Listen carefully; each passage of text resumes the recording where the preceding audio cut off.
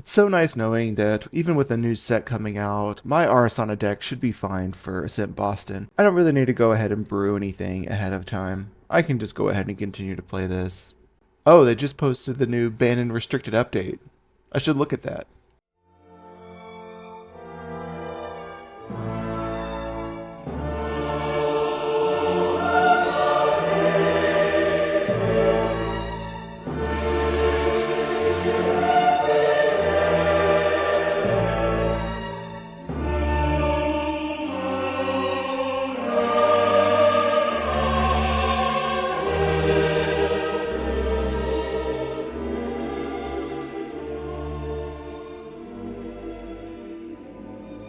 The July 25th, 2025 Banned and Restricted update is out, and it is quite a doozy.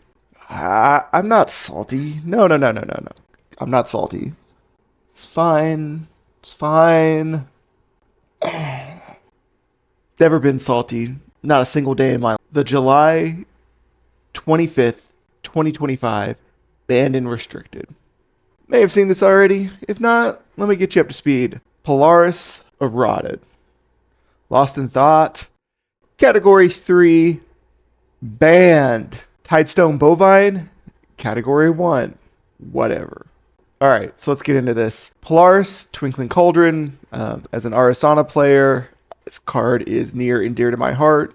Has been changed from costing 0 to materialize to now costing 1. If you don't know, 1's a big number compared to 0. The reason makes plenty of sense. This card is incredibly powerful and has done a great job in boosting Arasana into a deck that is playable and can win rounds. I do understand that now is about the time to maybe make a change to this card. Arasana has a lot more tools than they did during ALC and MRC, and I can certainly understand why they would want to do something like this.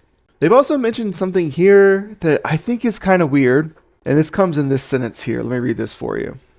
This errata seeks to address the power level of Polaris in a healthy way while also paving the road for more space to design additional support for other kinds of Arasana strategies without being forced into a Polaris Cosmic Bolt deck every time. It's a little weird. It's a little weird to me. They are, in their words, I feel like saying Arasana players, people with Arasana decks, go put those on a shelf for now. This deck that you are playing, we're going to go ahead and make you play something else for now, because it's all well and good to say this card's a little powerful. Maybe we need to make some tweaks, but without having any of that design, the support that they're talking about printed today, I don't know how much good this does players that do want to build Arasana decks. Now, there is some light potentially at the end of this tunnel. I've already heard of people talking about how there's some advantages to this change and that maybe there's some deck building adjustments that can be done that will keep this deck relevant, but I'll need to see it first because I'm not seeing it myself. Regardless, rest in peace, zero cost Polaris. You will be missed. But I think while I do have my Arasana tiers, and please pour one out for me, I don't think that's really the worst of today. I have some serious concerns and wellness checks to do for my friends that love Lost in Thought. Now added to category 3. Lost in Thought is a gross card. We've all seen it by now. Frostborn Paladin. Frostborn Paladin's effect goes onto the stack. I'll go ahead before the effect resolves. I will cast Lost in Thought for 0, put it in the graveyard, banish it with Frostborn Paladin. And for my efforts, I'll get that +1/+1 buff counter, and I'll draw a card. Pretty gross, especially on turn 1. I will argue though, this is kind of an interesting time to do this because water ally decks, or water decks in general, since most of them play Frostborn Paladin and Lost in Thought, was a deck that was very difficult for me to keep up with when I was playing Arasana due to Fracturize and 3/4s swinging at me. So a little funny there. But let's go ahead and read kind of their reasoning behind Lost in Thought being banned. Lost in Thought has been a powerhouse card in almost every water strategy. These strategies have not changed as much as we'd hope with the available card pool. That is kind of funny. I would say that these two cards in combination are one of the most powerful things you'd be doing in this game.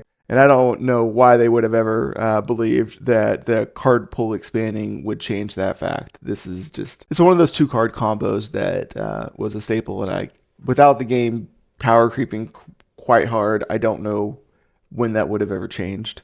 Anyways, with the increased meta share of powerful graveyard strategies and with the advent of DTR and its further support for graveyard-focused decks, we are banning Lost in Thought, effective July 25th. We hope that this ban will push the meta to be more diverse and healthy by disabling water decks from generating undue card advantage. We will continue to evaluate the health of graveyard interaction broadly.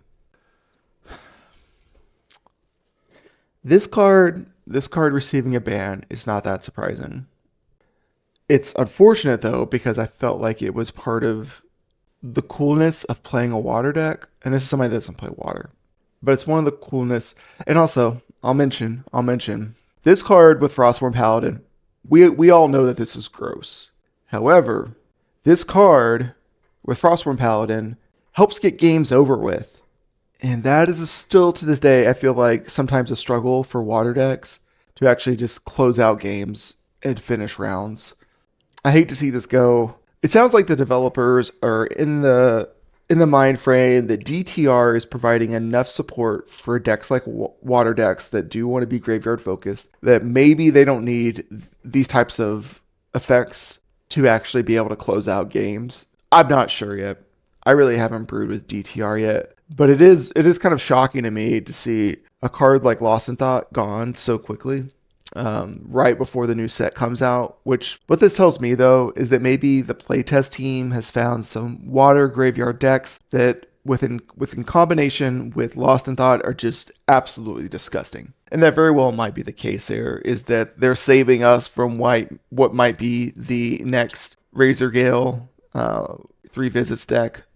Maybe that's what's going on here. And I guess maybe that's the case for Polaris as well. Maybe they're a little concerned about that new Excalibur card. And then lastly, I'll talk about it. I don't have much to say about it. Tidestone Bovine, you are now category 1. Your days are numbered.